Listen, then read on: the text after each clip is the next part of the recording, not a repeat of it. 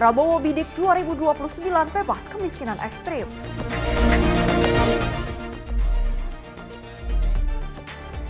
KUHP dan KUHP baru jadi tonggak sejarah Indonesia.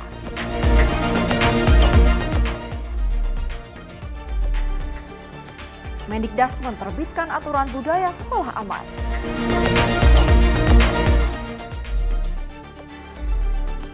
TNI selamatkan 18 pekerja Freeport dari ancaman OPM.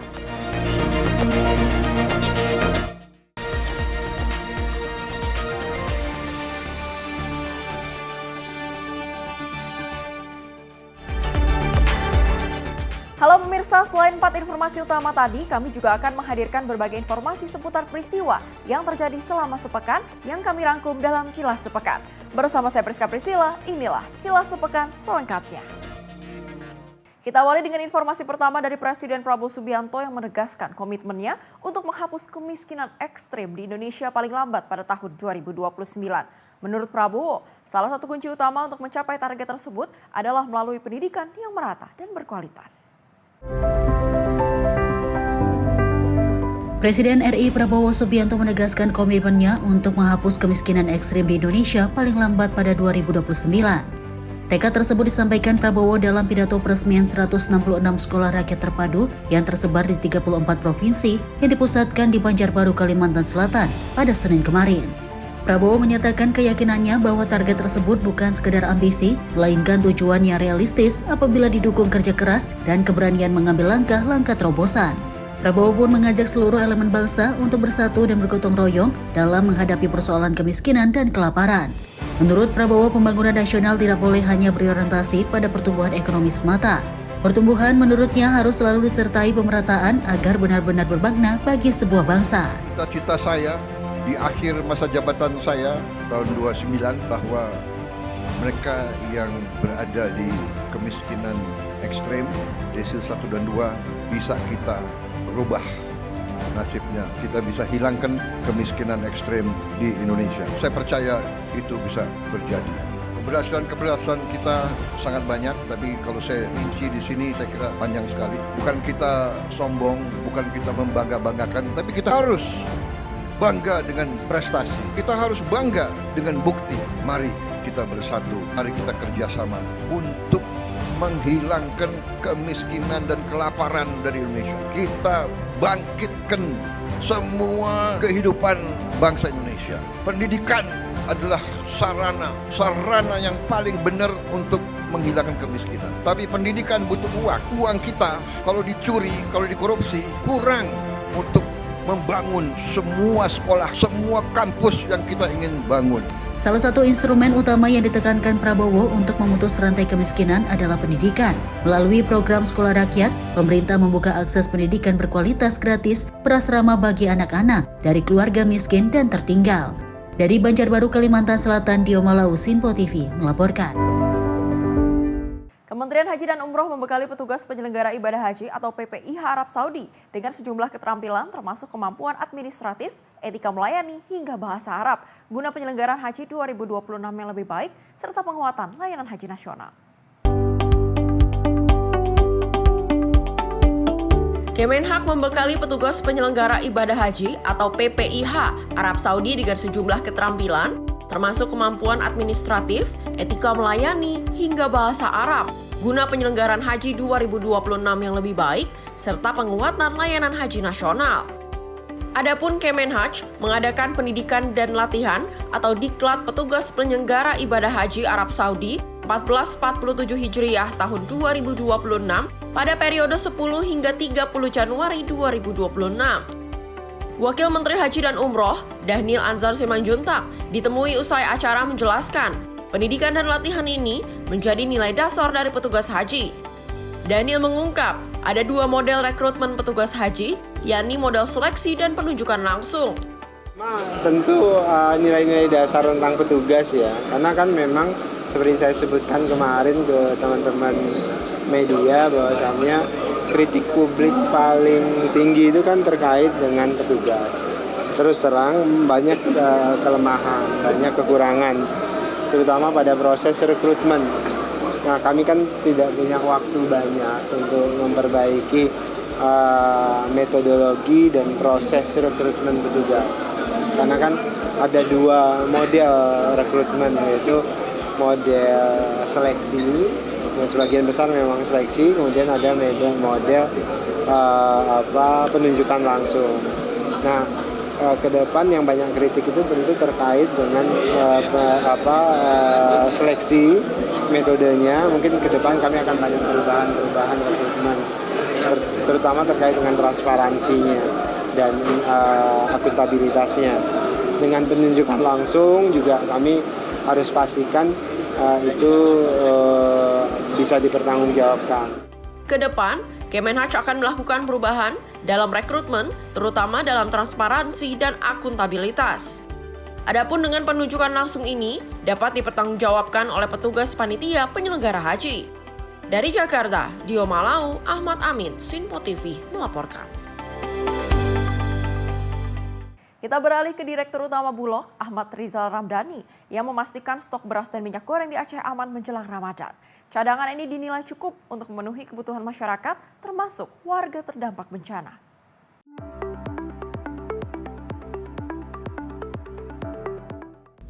Direktur Utama Perum Bulog Ahmad Rizal Ramdhani memastikan stok beras dan minyak goreng di Provinsi Aceh aman dan mencukupi jelang Ramadan. Pasokan ini diharapkan mampu memenuhi kebutuhan masyarakat, terutama warga terdampak bencana, berdasarkan data dari 15 gudang Bulog di Aceh. Stok beras tercatat 64.889 ton dan minyak goreng 307.220 liter. Ahmad juga menegaskan keamanan persediaan di provinsi terdampak bencana lainnya seperti Sumatera Utara dengan 17.904 ton beras dan 284.588 liter minyak goreng, serta Sumatera Barat dengan 5.508 ton beras dan 15.928 liter minyak goreng.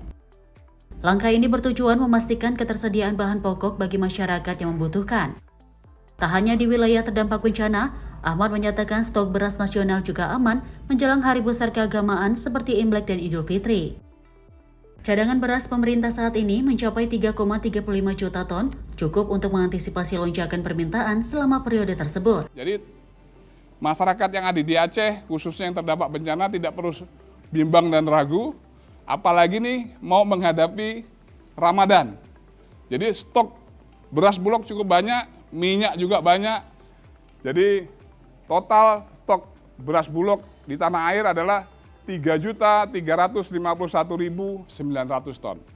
Dan kesiapan stok ini untuk menghadapi, pertama adalah Imlek dalam waktu dekat, kemudian menghadapi Ramadan, kemudian menghadapi Lebaran. Insya Allah dengan stok ini akan terus bertambah. Tim redaksi Sinpo TV melaporkan. Sedangkan Wakil Ketua Komisi 6 DPR RI, Andre Rosiade, mendatangi gedung Bareskrim Mabes Polri pada Senin pagi untuk melakukan koordinasi terkait maraknya penambangan emas ilegal di Sumatera Barat. Koordinasi ini dilakukan agar kasus seperti Nenek Saudah yang menjadi korban kekerasan lantaran menolak penambangan ilegal tidak terulang kembali.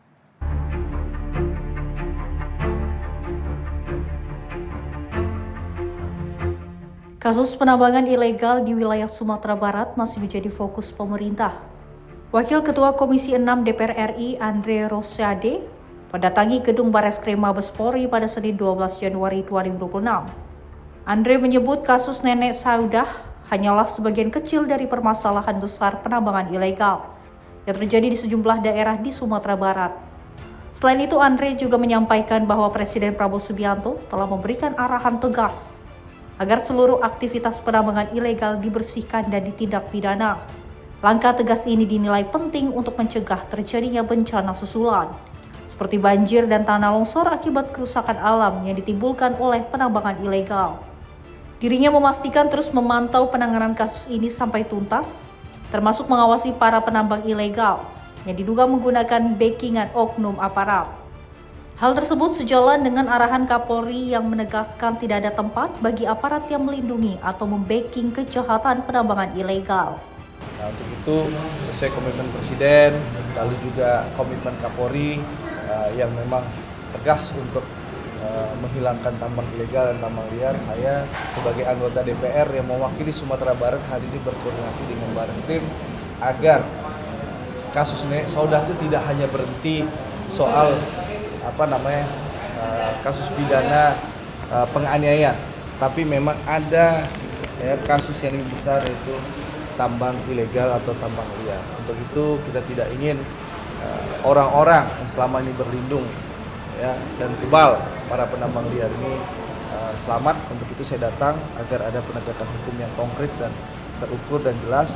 Para pelaku penambang liar dan ilegal di Sumatera Barat segera ditangkap, sehingga tidak ada lagi kerusakan lingkungan, dan juga tentu kita menjaga jangan sampai ada bencana alam susulan jilid 2 setelah bencana alam yang melanda Pulau Sumatera berapa bulan yang lalu. Nah, kalau ini kan tambang ilegal. Tambang ilegal itu kalau di Sumbar itu menurut analisis kami perusahaan besar seperti di berbagai tempat tidak ada. Ini pemain-pemain ada orang daerah situ maupun orang luar yang biasanya punya alat berat. Pemain alat beratnya ada minimal 10 sampai puluhan. Karena ini sudah menjadi penyakit rutin dan masif di mana semua masyarakat tahu bahwa di Pasaman itu dan Pasaman Barat itu sudah menjadi rahasia umum, mungkin saja ada yang mendeteksi. Nah, tugas saya lah sebagai anggota DPR itu mungkin tugas saya sebagai anggota DPR yang mendapatkan mandat dari rakyat, menerima aspirasi dari masyarakat. Saya berkoordinasi hari ini dengan Barreskrim Mabes Polri, Direktorat Tipiter, agar para penambang ilegal dan liar ini bisa ditindak, termasuk BKB kalau ada. Dari Jakarta, Fani Ahmad Amin, Sinpo TV melaporkan. Dari BNPB yang menghimbau warga untuk waspada bencana susulan akibat hujan berintensitas tinggi. Peringatan ini ditujukan untuk wilayah-wilayah terdampak di Sumatera.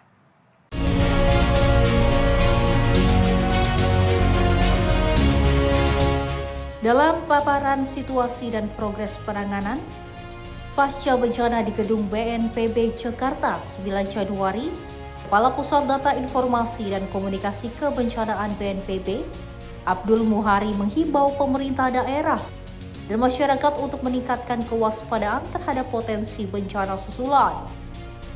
Cuaca ekstrim masih terjadi di beberapa wilayah Sumatera, termasuk daerah terdampak bencana, sehingga pemantauan cuaca dilakukan secara intensif bersama BMKG setiap 3 jam.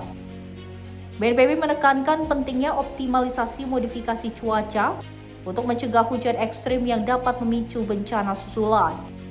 Salah satu contohnya terjadi di Bener Muria, Aceh, di mana luapan air tercatat di beberapa titik akibat hujan intensitas tinggi. Kita operasi modifikasi cuaca hingga saat ini masih optimal 3 pesawat per provinsi, dan terus kita lakukan dalam 1 minggu terakhir ini sudah rotasi 24 jam, tapi alhamdulillah ini tidak meluap ke pemukiman dan tidak ada korban atau kerugian material yang signifikan. Sekiranya hujan intensitas tinggi turun sudah lebih dari 2 jam dan kerapatan hujan atau intensitas hujan cukup lebat, maka secara mandiri evakuasi dulu untuk sementara menghindari titik-titik yang mungkin saja terjadi bencana banjir atau longsor susulan. Abdul Muhari meminta masyarakat tetap waspada dalam beberapa hari ke depan. Daerah rawan hujan intens di Aceh antara lain Aceh Selatan, Aceh Singkil, Subulus Salam, Pidi Jaya, Aceh Barat, dan Nagan Raya. Sementara di Sumatera Barat dan Sumatera Utara hujan diperkirakan mengguyur hampir merata, sehingga pemerintah daerah diminta mengingatkan warganya untuk tetap selalu waspada. Tim redaksi Sinpo TV melaporkan. Sedangkan Ketua DPR Puan Maharani mengungkapkan bahwa berlakunya Kitab Undang-Undang Hukum Pidana dan Kitab Undang-Undang Hukum Acara Pidana ini menjadi tonggak bersejarah bagi negara Indonesia. Puan menyebut DPR bersama pemerintah akan terus berupaya untuk memenuhi kebutuhan hukum nasional yang berkeadilan. Kitab Undang-Undang Hukum Pidana dan Kitab Undang-Undang Hukum Acara Pidana telah berlaku pada 2026 ini. Ketua DPR Puan Maharani mengatakan berlakunya KUHP dan KUHAP menjadi tonggak bersejarah bagi Indonesia dalam rangka pembaruan hukum. Puan juga menyebut pihaknya bersama pemerintah akan terus mewujudkan hukum yang berkeadilan sesuai nilai-nilai Pancasila yang berakar pada kearifan lokal. Sidang Dewan yang terhormat, pada awal tahun ini telah mulai berlaku Undang-Undang tentang KUHP, Undang-Undang tentang KUHAP, dan Undang-Undang tentang penyesuaian pidana. Hal ini merupakan tonggak bersejarah bagi bangsa Indonesia dalam rangka pembaharuan hukum, demokratisasi hukum, dan harmonisasi hukum sehingga lebih sesuai dengan nilai-nilai Pancasila yang berakar pada kearifan lokal demi mewujudkan hukum yang berkeadilan. Pada masa persidangan ini, DPR RI bersama pemerintah akan terus berupaya untuk memenuhi kebutuhan hukum nasional yang telah disepakati bersama dalam program legislasi nasional atau Prolegnas. Pembahasan rancangan undang-undang tidak selalu dapat diselesaikan dalam waktu singkat. Adanya pendalaman materi, proses dialog untuk menyerap aspirasi masyarakat, serta perbedaan pandangan antara pemerintah dan DPR yang perlu diselaraskan secara cermat. Dari Jakarta, Farizal Ahmad Amin, Sinpo TV melaporkan. Dari Wakil Menteri Kependudukan dan Pembangunan Keluarga, Isyana Bagus Oka, meninjau langsung pemberian makan bergizi gratis bagi anak-anak di Taman Asuh Sayang Anak atau Tamasya Kemenduk Bangka. Isyana Bagus Oka memastikan pola asuh yang aman dan sesuai dengan perkembangan usia dan juga anak-anak mendapatkan asupan gizi yang seimbang melalui MBG. Wakil Menteri Kependudukan dan juga Pembangunan Keluarga Isyana Bagus Oka melihat dan memberikan langsung makan bergizi gratis di Taman Asuh Sayang Anak, Kemenduk Bangka BKKBN. Tampak terlihat anak-anak sangat antusias menikmati makan bergizi gratis, bahkan turut bermain dan juga berinteraksi. Diketahui Tamasya menjadi salah satu program prioritas Menteri Kependudukan dan juga Pembangunan Keluarga Wihaji dalam meningkatkan kuantitas dan juga kualitas tempat penitipan anak agar lebih aman, layak, dan juga ramah anak. Di Tamasya selain mendapatkan pola asuh yang aman dan juga sesuai dengan perkembangan usia, anak-anak juga mendapatkan asupan gizi yang seimbang melalui MBG. Tim redaksi Sinpo TV melaporkan. Kita beralih ke Gubernur Banten Andra Soni yang secara resmi melakukan peletakan batu pertama pembangunan sekolah rakyat Provinsi Banten. Kegiatan tersebut dilaksanakan di Jalan Ciomas, Desa Koranci, Kecamatan Cadasari, Kabupaten Pandeglang pada Senin 12 Januari 2026. Gubernur Banten Andra Soni secara resmi melakukan peletakan batu pertama pembangunan sekolah rakyat di Provinsi Banten pada Senin 12 Januari 2026. Pembangunan ini juga menandai dimulainya konstruksi 2 unit sekolah rakyat jenjang sekolah menengah atas di Provinsi Banten. Masing-masing berlokasi di Desa Koranji, Kabupaten Pandeglang, serta Kecamatan Panggarangan, Kabupaten Lebak. Proyek strategis tersebut ditargetkan selesai dan juga dapat difungsikan pada Agustus 2026. Andra Soni menegaskan bahwa pendidikan merupakan instrumen utama dalam memutus mata rantai kemiskinan. Oleh karena itu, pemerintah Provinsi Banten berkomitmen penuh untuk mengawal pembangunan sekolah rakyat agar berjalan sesuai dengan rencana. Alhamdulillah hari ini saya bersama dengan Sekda Kabupaten Pandeglang, Sekda Kabupaten Lebak, serta jajaran OPD di Provinsi Banten menghadiri kegiatan peletakan batu pertama pembangunan sekolah rakyat di Provinsi Banten. Ada 2 lokasi, yang pertama adalah di sini, di Cadasari, dan kedua adalah yang di Pangarangan. Ya, insya Allah pekerjaan ini dalam rangka membangun 2 sekolah rakyat yang ada di Provinsi Banten, yang kemudian direncanakan selesai di sekitar bulan Agustus. Untuk mendukung akses menuju fasilitas pendidikan tersebut, pemerintah Provinsi Banten juga melakukan intervensi infrastruktur melalui program Bangun Jalan Desa Sejahtera atau Bang Andra. Tim redaksi Sinpo TV melaporkan. Pemirsa, informasi lainnya akan kami hadirkan usai jeda. Tetaplah bersama kami di Kilas Sepekan.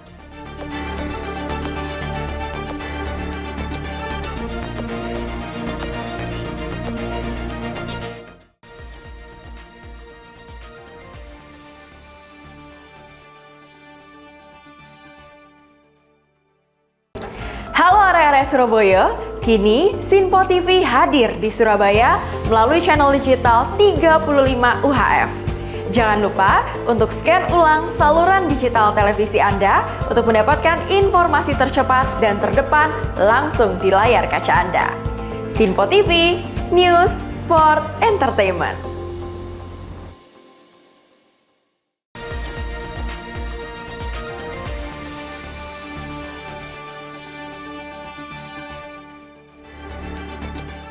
Terima kasih pemirsa, Anda masih bersama kami di Kilas Sepekan. Informasi kami lanjutkan. Menteri Pendidikan Dasar dan Menengah Abdul Muti resmi meluncurkan Peraturan Nomor 6 Tahun 2026 tentang budaya sekolah aman dan nyaman.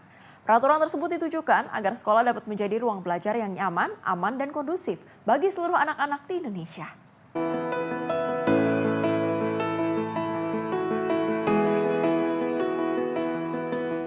Menteri Didasmen Abdul Muti menyampaikan, diluncurkannya kebijakan tentang budaya sekolah aman dan nyaman, sekaligus memperkuat peran empati pusat pendidikan yakni sekolah, keluarga, masyarakat, dan media. Menurutnya, aturan ini menjadi landasan untuk semua pihak agar dapat melaksanakan perannya dengan tata cara penyelenggaraan negara, seperti memahami, menerapkan, dan menumbuhkan perilaku yang menciptakan rasa aman di ruang belajar seperti di sekolah. Tidak hanya itu, kebijakan tersebut juga dinilai merupakan upaya bersama dalam membangun lingkungan sosial, alam, dan seluruh ekosistem sekolah yang aman dan nyaman melalui pendekatan humanis, komprehensif, dan partisipatif. Peraturan Menteri Pendidikan Dasar dan Menengah tentang membangun budaya sekolah yang aman dan nyaman ini merupakan usaha bersama dari Kementerian Pendidikan Dasar dan Menengah untuk bagaimana membangun lingkungan sosial, lingkungan alam, dan semua hal yang ada di sekolah menjadi lingkungan yang aman dan nyaman. Pada kesempatan yang sama, Menteri Pemberdayaan Perempuan dan Perlindungan Anak, Arifah Fauzi juga mengapresiasi kebijakan tersebut. Menurutnya, penguatan budaya sekolah aman dan nyaman menjadi langkah strategis dalam mencegah kekerasan terhadap anak di satuan pendidikan. Terlebih, sekolah tidak hanya berfungsi sebagai tempat belajar saja, melainkan juga sebagai ruang perlindungan yang menjamin rasa aman, martabat, dan hak anak agar dapat tumbuh dan berkembang secara optimal. Tentunya kami dari Kementerian Pemberdayaan Perempuan dan Perlindungan Anak mengucapkan terima kasih dan apresiasi setinggi-tingginya kepada Kementerian Pendidikan Dasar dan Menengah, khususnya kepada Bapak Menteri Prof. Mukti yang secara konsisten memberikan perhatian penuh pada upaya perlindungan anak di lingkup satuan pendidikan. Ibu Bapak sekalian yang saya hormati, sesuai dengan Konvensi Hak Anak, khususnya pasal 28 dan pasal 29, bahwa anak berhak untuk mendapatkan pendidikan yang berkualitas untuk meningkatkan kesejahteraan mereka. Pemerintah telah melakukan berbagai upaya agar pemenuhan hak anak-anak ini bisa terpenuhi, namun realitas di lapangan masih banyak sekali tantangan yang kita hadapi. Dari Kalimantan Selatan, Sri Dewi Andayani, Mutia Anggaini, Sinpo TV melaporkan. Kembali dari Presiden Prabowo Subianto yang pada hari Senin 12 Januari 2026 meresmikan infrastruktur energi terintegrasi Pertamina RDMP Balikpapan. Prabowo merupakan Presiden RI pertama yang meresmikan kilang minyak dalam 32 tahun terakhir. Presiden RI Prabowo Subianto pada Senin 12 Januari 2026 meresmikan infrastruktur energi terintegrasi Pertamina RDMP atau Refinery Development Master Plan Balikpapan. Dalam sambutannya, Prabowo mengaku bangga bisa meresmikan proyek RDMP Balikpapan. Sebab ini merupakan proyek kilang minyak pertama yang berhasil dirampungkan Indonesia sejak 1994 alias 32 tahun lalu, ketika mantan Presiden Soeharto meresmikan proyek RDMP di Kilang Balongan, Jawa Barat. RDMP sendiri merupakan proyek pengembangan dan modernisasi kilang existing yang dimiliki PT Pertamina. Proyek dengan nilai investasi mencapai 7,4 miliar US dollar ini diharapkan bisa meningkatkan kapasitas produksi bahan bakar minyak atau BBM dalam negeri, sekaligus menekan impor BBM. Sebab pasca dimodernisasi, kilang ini memiliki kapasitas pengolahan minyak mentah sebesar 360.000 barel per hari, naik dari kapasitas sebelumnya 260.000 bph. Dengan peningkatan kapasitas pengolahan minyak mentah sebesar 100.000 bph, Kilang Balikpapan mampu menambah produksi bensin sebanyak 5,8 juta kiloliter per tahun, 1,8 juta kiloliter diesel per tahun, aftur sebanyak 640.000 kiloliter, serta LPG sebanyak 336 kiloton per tahun, dan berkat kilang ini, Indonesia bisa menekan impor BBM dan LPG dan menghemat devisa kurang lebih sebesar 68 triliun per tahunnya. Tadi kita sudah disebut bahwa acara seperti ini pernah dilakukan tahun 94. Berarti 32 tahun yang lalu. Ya lumayan, cukup bersejarah. Tentunya saya menyambut bahagia dan merasa sangat bangga atas yang kita hasilkan hari ini dengan peresmian ini, dan saya ucapkan terima kasih kepada semua unsur, semua pihak, semua jajaran personelia yang bekerja keras sehingga kita berhasil mencapai hal ini. Para insinyur, para pekerja, aparat keamanan, pemerintah daerah, manajemen dan masyarakat Balikpapan serta Kalimantan Timur. Ini adalah prestasi yang sangat penting bagi negara dan bangsa.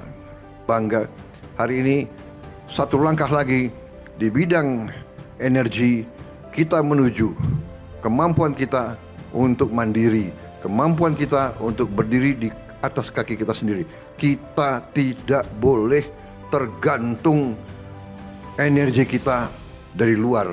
Kalau kita tidak kuat, tapi kita kaya, bisa-bisa kekayaan kita direbut. Karena itu kita harus bekerja keras. Tak cuma meningkatkan kapasitas produksi, proyek ini juga diharapkan bisa memproduksi produk-produk turunan minyak bumi yang berkualitas mumpuni. Hal ini terlihat dari Nelson Complexity Index kilang Balikpapan yang naik dari 3,7 menjadi 8, menunjukkan bahwa kilang Balikpapan mampu mengolah minyak mentah menjadi produk turunan bernilai tinggi. Kualitas BBM yang dihasilkan pun semakin ramah lingkungan, yakni setara dengan 5 euro. Sebagai pembanding, sebelumnya kilang Balikpapan hanya mampu menghasilkan BBM dengan kualitas setara 2 euro. Prabowo mengatakan pengembangan kilang Balikpapan ini adalah salah satu tonggak penting bagi Indonesia untuk menggapai swasembada energi. Pasalnya, ia menilai bahwa kedaulatan energi merupakan hal esensial bagi sebuah negara merdeka. Dari Balikpapan, Dio Malau, Simpo TV melaporkan.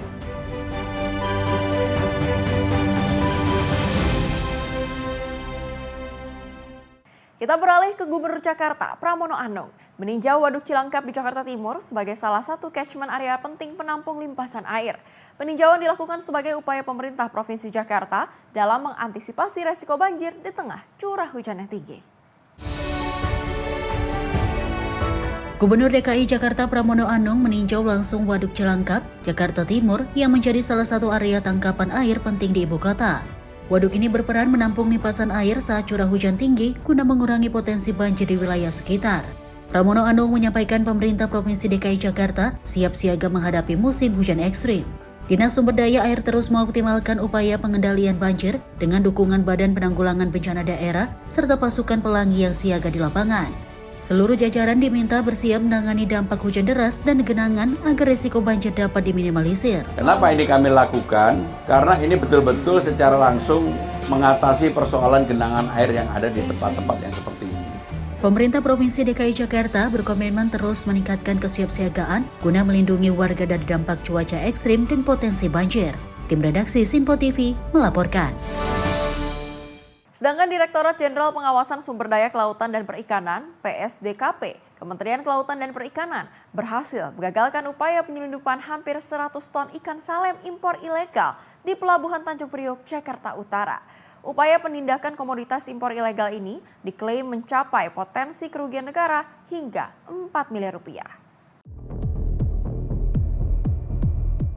4 kontainer di Terminal Peti Kemas Pelabuhan Tanjung Priok, Jakarta Utara ini disegel petugas Direktorat Jenderal PSDKP Kementerian Kelautan dan Perikanan. Peti kemas ini ditindak karena mengangkut 99,9 ton ikan salem beku asal Cina. Pengagalan bermula dari laporan warga terkait dugaan importasi ilegal oleh salah satu perusahaan berinisial PT CBJ. Modusnya pelaku menggunakan dokumen persetujuan impor yang masa berlaku kuotanya telah habis sejak pertengahan tahun 2025. Diketahui PT CBJ merupakan perusahaan perdagangan hasil perikanan yang memiliki fasilitas pembekuan ikan ikan di wilayah penjaringan Jakarta Utara. Karena masuk kategori pengawasan pos border, petugas mengambil tindakan tegas agar komoditas tersebut tidak tertahan di pelabuhan dan segera diklarifikasi oleh Badan Karantina Indonesia. Pengiriman ini diduga dilakukan pada akhir tahun 2025 dengan modus menggunakan PI yang sebenarnya sudah habis kuotanya sejak pertengahan tahun. Jadi kurang lebih Juli tahun 2025 PI-nya ini sudah habis, ya. Tetapi yang bersangkutan seolah-olah membaca bahwa ada perubahan PI, ya, yang tadinya mereka itu cuma dapat kuota 100 di awal tahun 2025. Kemudian mengajukan lagi ada perubahan penambahan kurang lebih 50. Sehingga semestinya yang terbaca di PI itu adalah 150, tetapi oleh pihak pelaku usaha seakan-akan salah baca. Dibaca 250. Sehingga mereka sengaja melakukan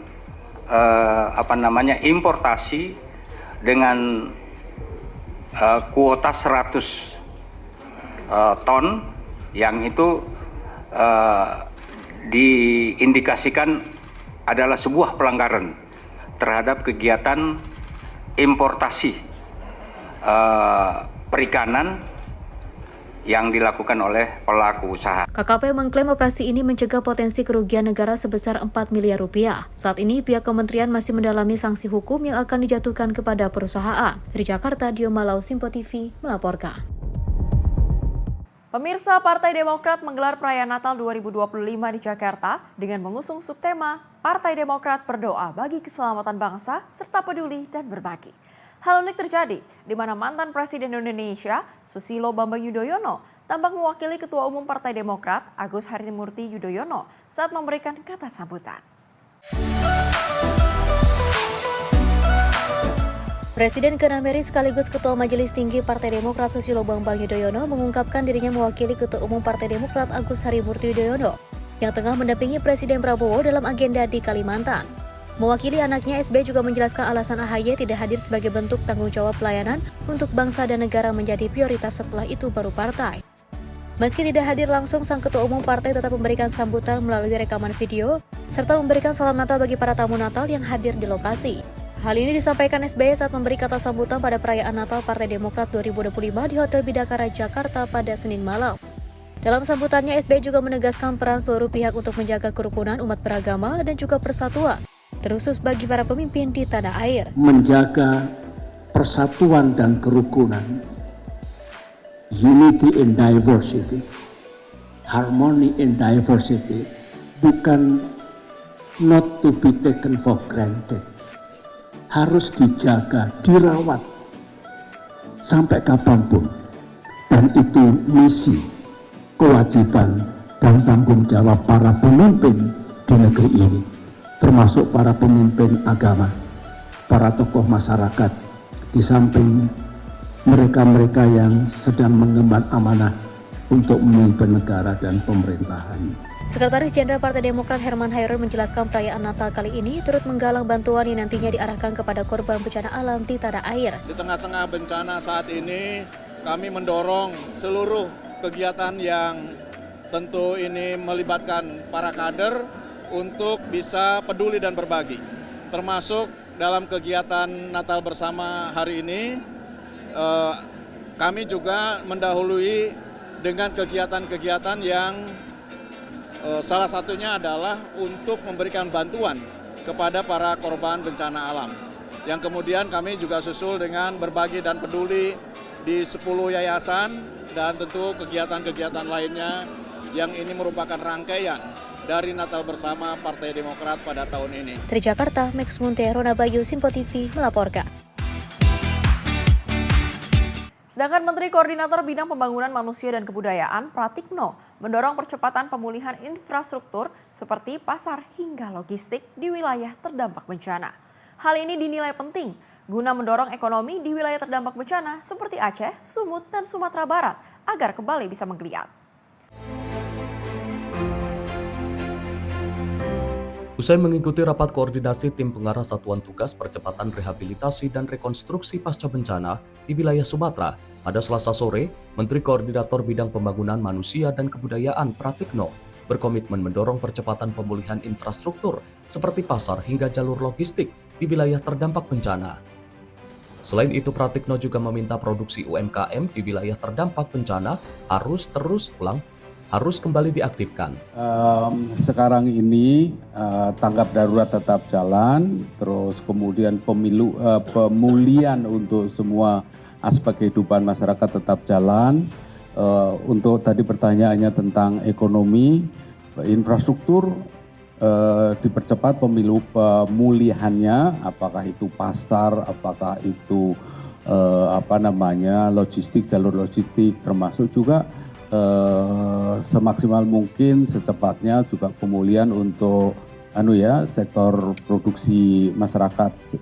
UMKM jalan masuk dikoordinir Pak Menko Penmas, Menteri Pertanian juga masuk untuk urusan pertanian, nelayan dari Kementerian Perikanan, dan juga selain itu selain infrastruktur dipulihkan, ya, produksi mulai diaktifkan, dan tentu saja juga bantuan ke masyarakat agar peredaran uang di masyarakat semakin banyak sehingga juga akan menggerakkan perekonomian lokal, ya. Itu aja, makasih. Hal tersebut penting dilakukan guna mendorong ekonomi di wilayah terdampak bencana seperti Aceh, Sumut, dan Sumatera Barat bisa kembali menggeliat.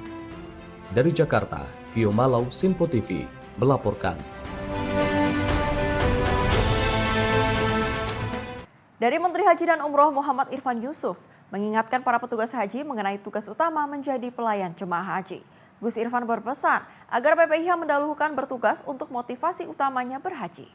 Petugas, jadilah petugas yang benar-benar melayani jamaah. Jangan mementingkan kebutuhan sendiri. Apakah itu kebutuhan finansial, apa itu kebutuhan fisik, apakah itu kebutuhan untuk menjalankan ritual-ritual haji sendiri. Kita sudah niat menjadi petugas. Jika nanti ada kesempatan menjalankan ritual haji, alhamdulillah. Tapi kalau tidak bisa harus milih antara menjalankan ritual haji atau menjalankan tugas, tentu pilihan pertama. Desa Lokpangki, Kecamatan Sawang, Kabupaten Aceh Utara kini terisolir pasca banjir bandang yang menerjang wilayah tersebut. Petugas Puskesmas Sawang tidak padam demi memastikan layanan kesehatan tetap sampai kepada warga di daerah bencana.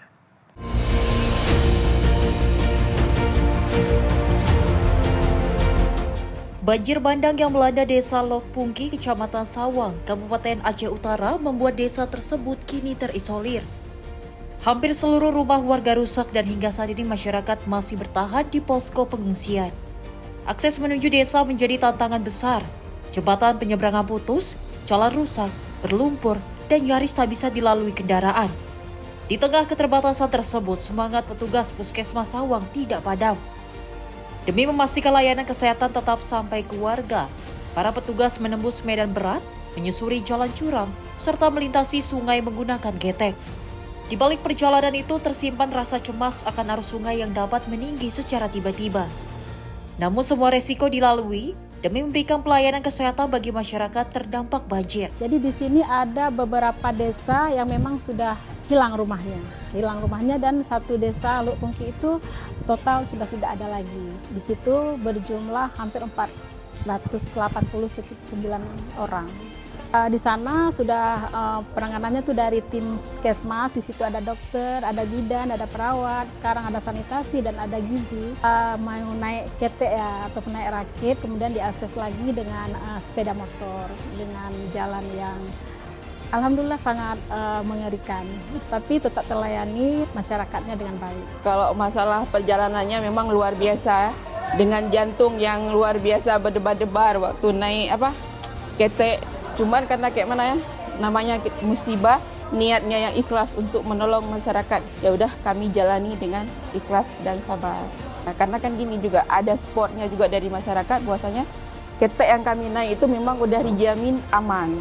Tapi kalau memang airnya deras, ya udah kita nunggu Di tengah keterbatasan akses dan resiko medan berat, dedikasi para petugas kesehatan menjadi harapan bagi warga desa Lekpungki agar layanan kesehatan tetap terjaga pasca banjir bandang. Tim redaksi Simpo TV melaporkan. Pemirsa, informasi lainnya akan kami hadirkan usai jeda. Tetaplah bersama kami di Kilas Sepekan.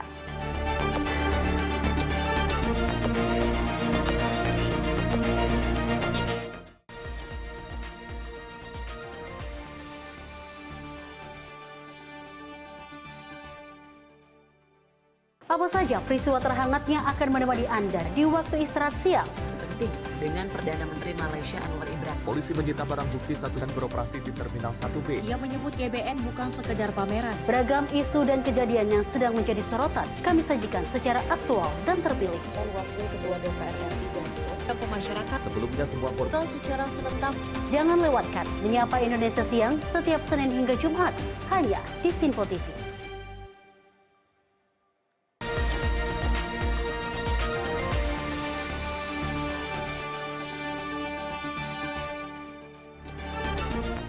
Terima kasih pemirsa, Anda masih bersama kami di Kilas Sepekan.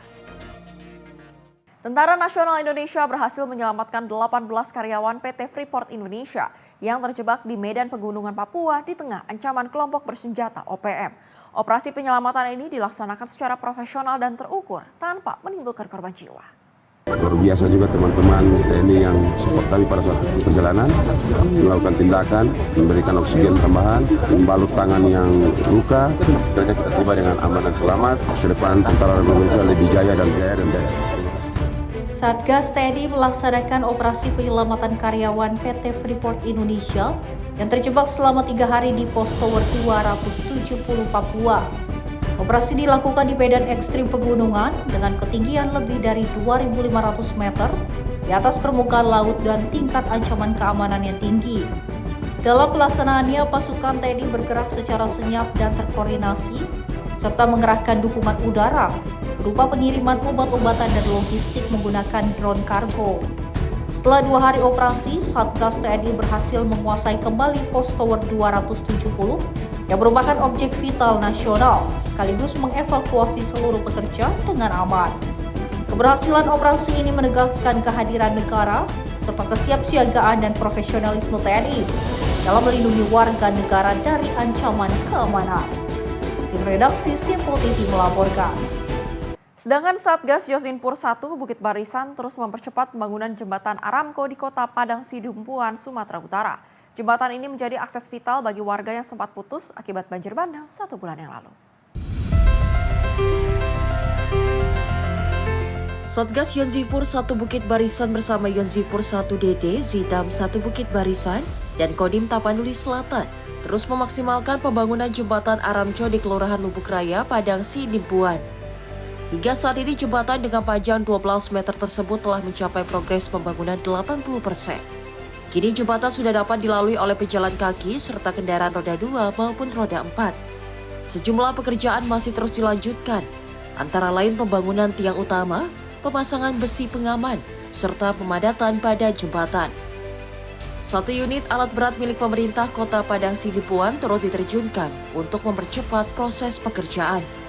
Warga pun menyampaikan rasa syukur dan terima kasih atas pembangunan jembatan ini. Menurut warga, kehadiran jembatan Aramco sangat membantu aktivitas sehari-hari, terutama untuk mobilitas dan perekonomian masyarakat pasca bencana. Kami bersyukur dan kami senang, kami berbesar hati. Semoga-mogahan Bapak Kasat sama Bapak Presiden Prabowo diberikan umur yang panjang sama rezeki yang berkah. Kehadiran jembatan ini diharapkan dapat segera memulihkan konektivitas serta mendukung aktivitas sosial dan perekonomian masyarakat pasca bencana. Jihan Nabila, Simpo TV melaporkan.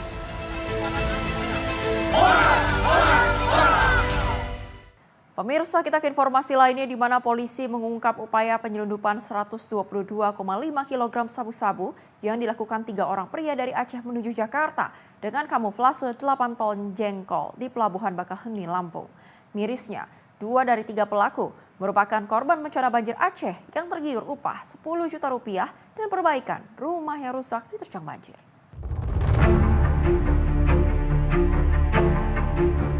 Polres Lampung Selatan berhasil mengungkap penyeludupan 122,5 kg sabu-sabu dari Aceh menuju Pasar Induk Ramat Jati, Jakarta di area Seaport Interdiction Pelabuhan Bagaheni, Lampung pada akhir Desember 2025 lalu. Penyeludupan dilakukan oleh 3 orang pria berinisial WS, R, dan S menggunakan mobil truk Colt diesel yang dikamuflase dalam muatan 8 ton jengkol. Kapolda Lampung Irjen Pol Helvi Asegaf menyebut modus kamuflase sabu yang dikemas 114 paket ini dilakukan secara terencana untuk mengecoh petugas. Jika ditotal nilai ekonomi 122,5 kg barang bukti sabu-sabu ditaksir mencapai 122,5 miliar rupiah. Dari hasil pemeriksaan, tersangka WS mengaku dikendalikan bandar besar berinisial SEM yang saat ini telah ditetapkan DPO. WS bertindak sebagai pengawal dan pengendali pengiriman dengan imbalan 100 juta rupiah. Sementara tersangka R dan S merupakan korban bencana banjir Aceh yang nekat menjadi kurir 122,5 kg sabu lantaran dijanjikan upah 10 juta rupiah serta bantuan perbaikan rumah oleh tersangka WS. Pengawal narkotika jenis sabu tersebut dari Aceh ke Pasar Induk Ramat Jati, Jakarta. Adapun yang memerintahkan TSK WS adalah seorang bernama SEM yang dijanjikan dengan upah sebesar 100 juta rupiah. Dan baru pertama kali tersangka WS melakukan pekerjaan mengawal narkotika jenis sabu tersebut. Kemudian R berperan membawa kol diesel yang dikamuflase bermuatan jengkol seberat 8 ton yang di bawahnya terdapat narkotika jenis sabu dari Aceh menuju Pasar Induk Ramat Jati, Jakarta. Yang dijanjikan oleh WS uang upah sebesar 10 juta rupiah per orang dan dijanjikan akan merehabkan rumah tinggalnya karena kan rumah tersangka R sudah rusak terdampak bencana alam banjir di Aceh. Dan baru pertama kali ini tersangka R membawa narkotika jenis sabu tersebut sesuai dengan hasil BAP-nya. Kemudian yang ketiga, S berperan membawa kol diesel kamuflase muatan jengkol yang di bawahnya terdapat narkotika jenis sabu dari Aceh menuju Pasar Induk Ramat Jati, Jakarta. Juga dijanjikan oleh WS uang upah sebesar 10 juta rupiah per orang dan dijanjikan akan merehabkan rumah dikarenakan rumah tersangka R tersangka S rusak terdapat bencana alam banjir di Aceh. Dan menurut pengakuannya dari BAP, baru pertama kali ini tersangka S membawa narkotika jenis. Saat ini polisi masih melakukan pengembangan untuk mengungkap bandar besar di balik penyeludupan 122,5 kg sabu-sabu tersebut. Sementara ketiga tersangka dijerat Undang-Undang Narkotika dengan ancaman hukuman mati. Dari Lampung Selatan, Lampung, jurnalis Simpo TV melaporkan.